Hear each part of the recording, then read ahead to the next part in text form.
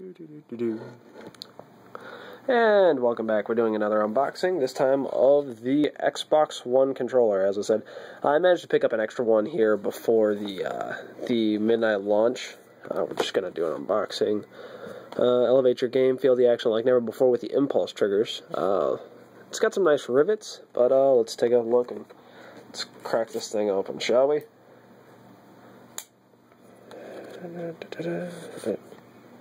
And there we go.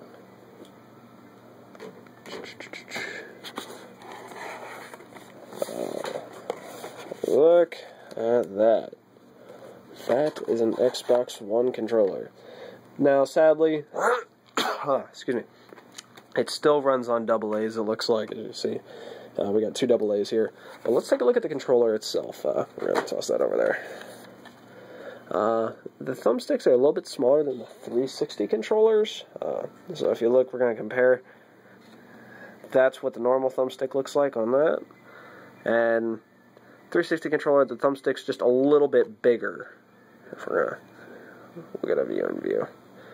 See, the 360 controller, the thumbsticks are a little bit bigger, but these thumbsticks on the Xbox One controller, if you look really closely, it's got like a nice little grip there. And the camera's not focusing right. There we are. If you look, it's got a nice little grip here on the edge. It's really nice. It's meant for like the tips of your fingers. Let's see. Bunkers are still nice and clicky. It looks like this little lip right here. The lip on both these ends. You cannot press in right there for the bumpers. It's a pretty thin controller. There's a place for your headset like before. Grips in your hands nice. Triggers are wider, but I like it because that way it matches your fingers a little bit more. For like me, who I play FPS games, I have my fingers, my middle fingers are both on the triggers, and then my index fingers are on the bumpers. Most of the time, whenever it's like that, most people, they tend to play just index fingers on the triggers, and they'll move them up and down. Me, I prefer to have everything there. Looks like the share button's here. This silver symbol right here, that's your Xbox button. Here's your syncing. Pop this open. That's where your two batteries go. Kinda wish we would have the rechargeable ones. Like, you know, gotta say, that's the one thing that I like about the PS4. I like the rechargeable battery packs. D-pad is very nice. They changed up. It's no longer the older, let me see if I can't find an older 360 controller. See, they fixed it on the switchable D-pads on this one right here, but it's still on the older controllers. Let's see if I can grab this.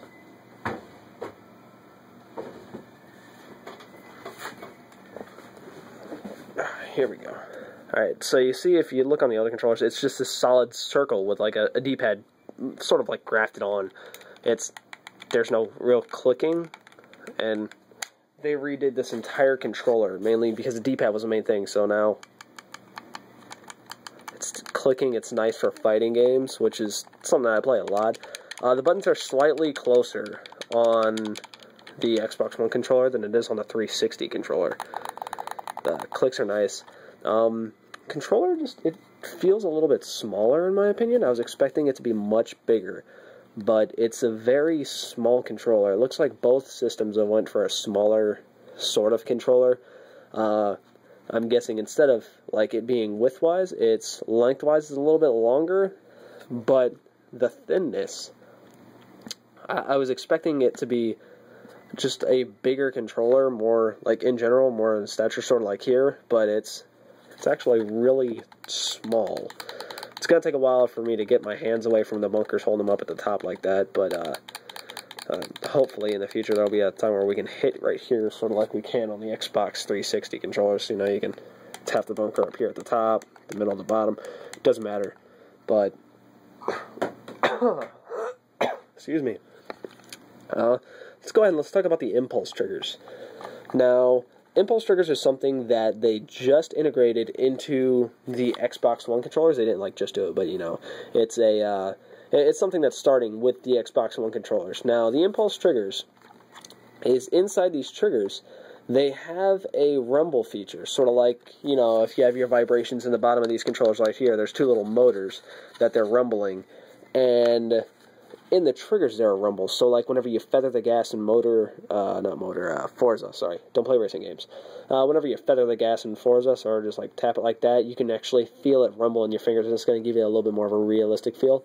I like the way that comes across, and I'm hoping a few games integrate this, that way I can see and really get like a first view on it, because so far I haven't used it, but I've seen a few things on it. I played around with it. I played around with the actual vibration features on a few of the demos that I've seen up there at GameStop one time, and I've seen a few things too during a Xbox One event, but I'll definitely have to come back at a later time and review the controller, but this is just an unboxing.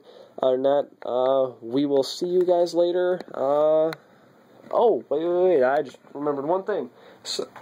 So also, I showed you guys this in the Assassin's Creed video. The cart is actually metal. Like, I'm not talking, like, thin metal. I'm talking, like, it's a nice, heavy metal. It's really nice. Day 1 2013, Xbox Live Gold member. It's a metal card. Hi, you don't get the codes. I've got those off to the side. Alright, so, something that I want you guys to think about real quick is, next week in Versus, I may get to face Yama here real soon. And, tell me, I've got 3 choices.